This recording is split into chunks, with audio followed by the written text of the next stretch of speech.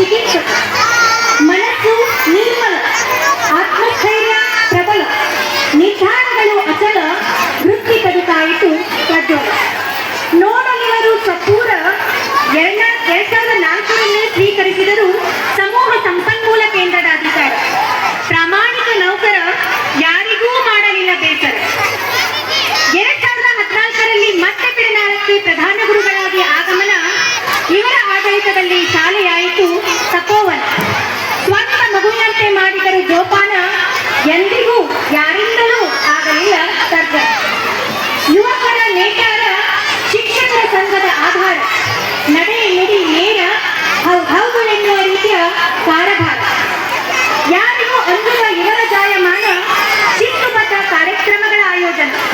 ಸಾಮಾಜಿಕ ಕಾರ್ಯಗಳಿಗೆ ಅರ್ಪಿಸಿದರು ತನು ಮನ ಧನ. 2020 ರಾಜ್ಯ ಮಟ್ಟದ ಉತ್ತಮ ಶಿಕ್ಷಕಿ ಪ್ರಶಸ್ತಿ ಪ್ರದಾನ.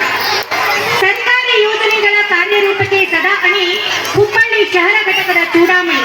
ಹೃದ ವೈಶಾಲ್ಯತೆಯ ಧ್ವನಿ, ಅನೇಕರು ಮನದಲ್ಲಿಯೇ ಇವರ ಚಿರವರು.